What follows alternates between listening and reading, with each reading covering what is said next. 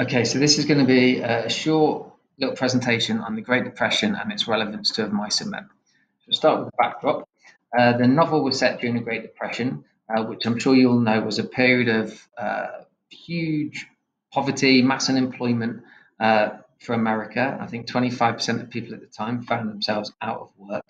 The Great Depression was a consequence, really, of the Wall Street crash of 1929, which was caused by numerous factors, but most significantly by financial speculation in the stock market, which ended up ultimately wiping out the savings of millions of individuals and families, which meant, in very literal terms, that men, parents, and families were unable to basically put food on the table.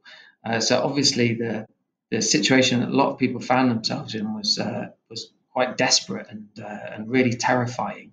The US as a country focused as a response on domestic production, which led in turn to an enormous demand for crops, which really played into the hands of ranch owners uh, that were able to take advantage of these new set of circumstances to grow their estates and their own personal fortunes at the expense of workers, particularly migrant workers, by exploiting them and not paying them particularly high wages. And this is really illustrated in the novel through the characters of the boss and Curly, whose cruel indifference and lack of empathy for the men that they employ is really exposed, I think, by Steinbeck, who I think it's worth noting was really appalled by the suffering um, that was being endured by these workers. And he actually wrote a series of articles for the San Francisco News, I think it was, um, called "The Harvest Gypsies," which really captured the conditions at the time for these men. And it's worth having that. You can find them online, and they're worth having a read of if you're interested. Um, George and Lenny are really using the novel as representatives of these exploited migrant workers.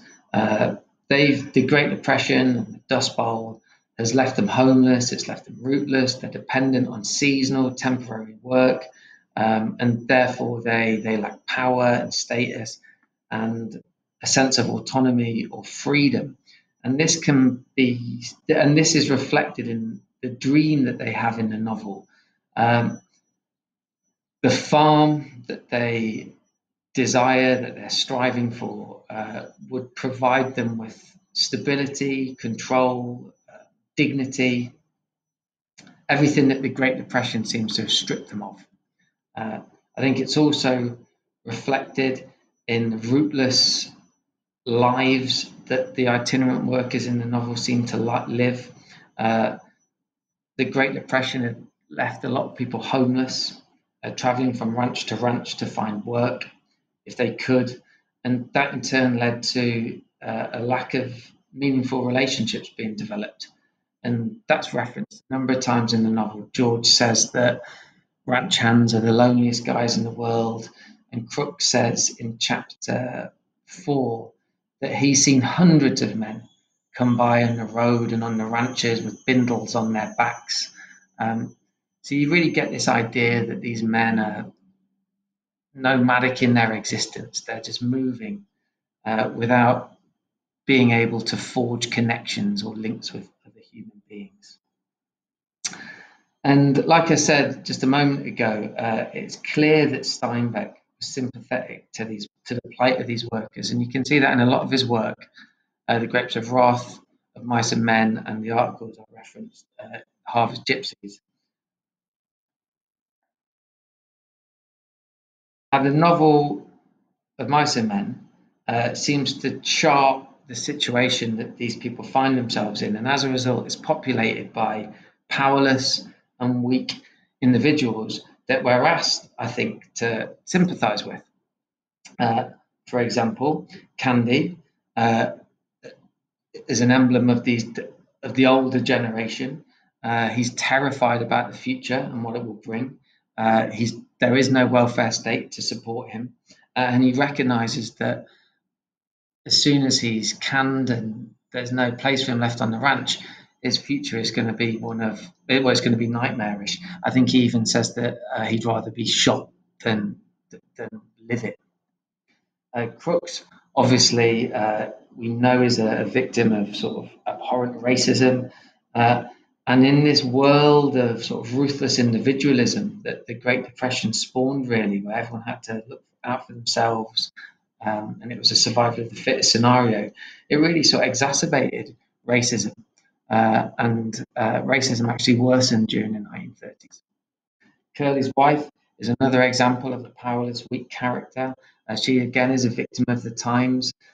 She's marginalized and scapegoated by the men. She's an easy victim for them to take out their frustrations, anger, and bitterness on. Again, a product of the Great Depression. And the ranch hands generally are presented to us by Steinbeck as solitary, lonely, they cling to futile dreams, they have no possessions to speak of, no relationships, and nothing substantial. Uh, their lives are, sort of seem to be temporary and fleeting in a way. Um, and so all of the above can be described, I think, as victims of Great Depression America, which was really a product of greed, financial speculation, and the banking industry.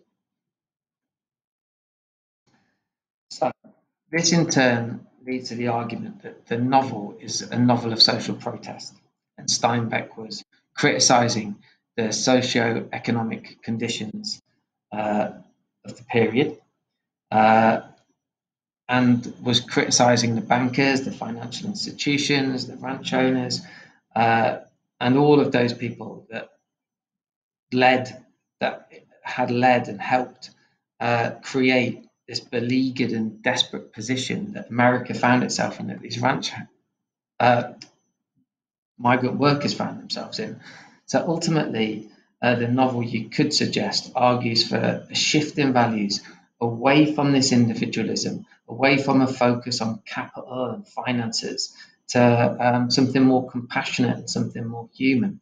Um, Steinbeck wrote in a series of journal entries made in 1938, a year after Mice and Men was written, that he thought it was important that we strove to create a world where people tried to understand each other, because knowing a man never led to hate, it nearly always led to love.